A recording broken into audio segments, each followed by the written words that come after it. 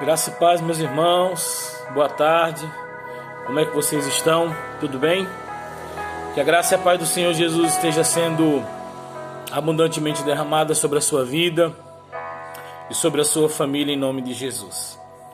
Quero estar meditando aqui na palavra do Senhor, na carta de Paulo aos Romanos, no capítulo 1, um texto que fala muito ao meu coração, os versos 16 e 17. Romanos, capítulo 1, e os versículos 16 e 17, que nos diz assim: Porque não me envergonho do Evangelho de Cristo, pois é o poder de Deus para a salvação de todo aquele que crê, primeiro do judeu e também do grego. Porque nele se descobre a justiça de Deus, de fé em fé, como está escrito: mas o justo viverá da fé. Oremos ao Senhor. Querido Deus e Pai, graças te damos, Senhor, pela oportunidade de mais uma vez estarmos aqui reunidos. Quero mais uma vez pedir ao Senhor: usa-me no poder do Teu Espírito a falar ao Teu povo. Não aquilo que eu quero, mas aquilo que o Senhor preparou para cada um de nós.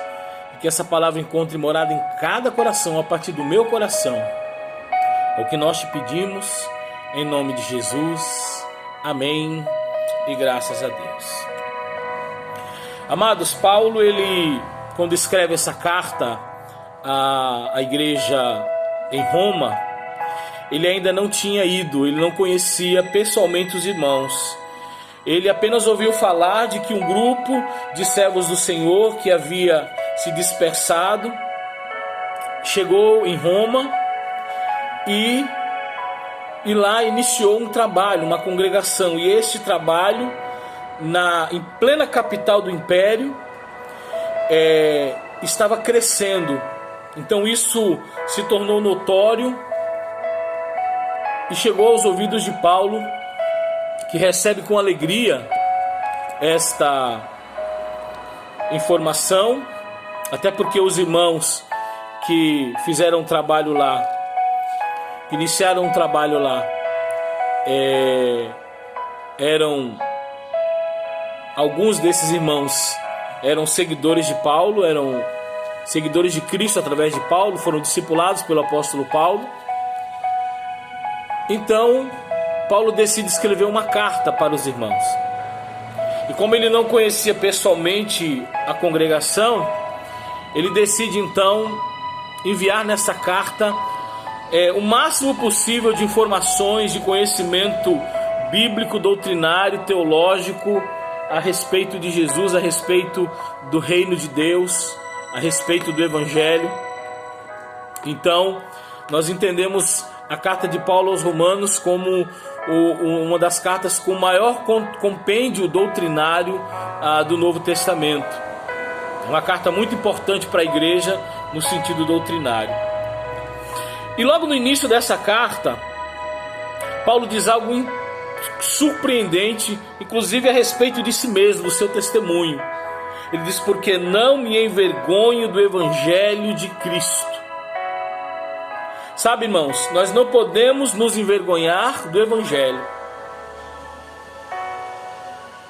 Aonde formos, nós precisamos compartilhar mensagens de Cristo, precisamos pregar Jesus, precisamos levar para as pessoas a verdadeira esperança, que muitos, infelizmente, estão pensando que a solução do mundo é o impeachment do presidente, é a derrubada do ministro do STF, é lado A, lado B, centrão. Mas, querido, não é isso. Sabe? O que vai transformar esse mundo é Deus, é Jesus, por meio da palavra, por meio do Evangelho. E nós estamos perdendo talvez um tempo interessante que deveríamos estar investindo, conclamando a igreja para orar, para buscar a Deus, para levar esperança por meio da palavra para essas pessoas que não conhecem Jesus. É necessário, como cristão, termos o equilíbrio, porque este mundo em que nós estamos vivendo, ele está caminhando para que se cumpra o que a palavra já diz, que é a volta de Cristo. Então essa deve ser a maior esperança do cristão, a maior esperança da humanidade deve ser na volta de Jesus.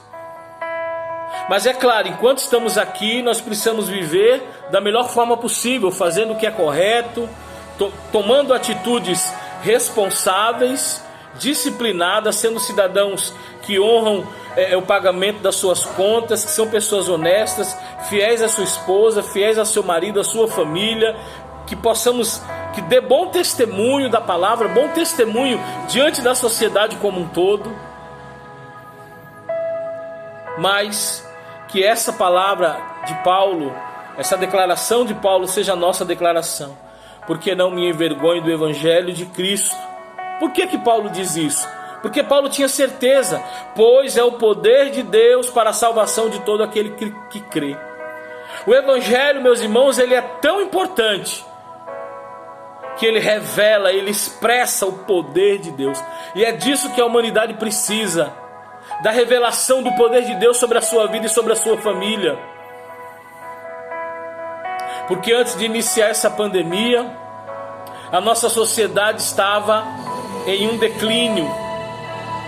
Valores morais, éticos e principalmente bíblicos estão sendo a cada dia esquecidos. As pessoas não querem mais ir à igreja, as pessoas não querem mais orar, os filhos não querem mais seguir o exemplo dos pais, os pais não disciplinam mais os seus filhos, muitas vezes têm deixado que as redes sociais, que o celular doutrinem seus filhos, as famílias não se reúnem mais à mesa para as refeições. Essa é a realidade da qual nós vivemos hoje. Mas quando alguém se rende ao evangelho, ao poder de Deus, então ele tem a sua vida transformada. Então ele volta aos princípios. Então ele volta a olhar para a sua família, a olhar para o seu casamento, para os seus filhos, para os seus pais. E no verso 17 ele diz: porque nele, no evangelho, se descobre a justiça de Deus de fé em fé. Amado, não espere na justiça da terra, porque a justiça da terra ela é corrompida, ela é comprada. O peso e a balança do mundo muitas vezes é injusto, pende, não é para quem está com a razão, mas para quem tem talvez o melhor argumento, mais poder, mais dinheiro.